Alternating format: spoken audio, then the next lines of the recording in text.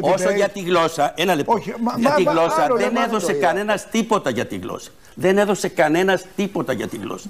Η γλώσσα από το 1970. Μια μικρή διακοπή. Κύριε Παπαδάκη, ένα λεπτό. Ένα λεπτό. Δεν μπορείτε να με διακόπτετε πάνω στην ομιλία. Ένα λεπτό. Η γλώσσα, επειδή λέγονται. Το λέω και για τον κύριο Γεωργιάδη και για εσάς. Ένα λεπτό. Με αυτά που έχετε στο μυαλό σας να πείτε. Πάνω στην ομιλία του άλλου. Το 1977, επί κυβερνήσεως Κωνσταντίνου Καραμανλή, σε συνδιάσκεψη του ΟΗΕ, που κατά σύμπτωση θα κάνουμε μια μικρή διακοπή.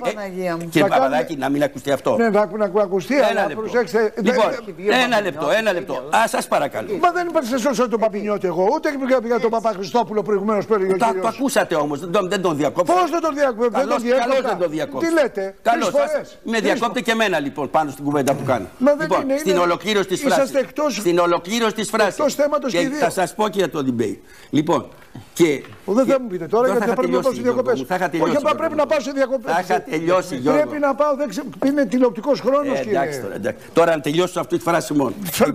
Το 1977 λοιπόν επί κυβερνήσεως Κωνσταντίνου Καραμανλή, διάσκεψη στην Αθήνα κατά σύμπτωση του ΟΗΕ για τα ζητήματα των γλωσσών παγκοσμίως. Τη γλώσσα η Επιτροπή η ελληνική λέει γλώσσα μακεδονική, νοτιοσλαβικό κράμα νοτιοσλαβικών γλωσσών. Αυτά είναι τα γεγονότα.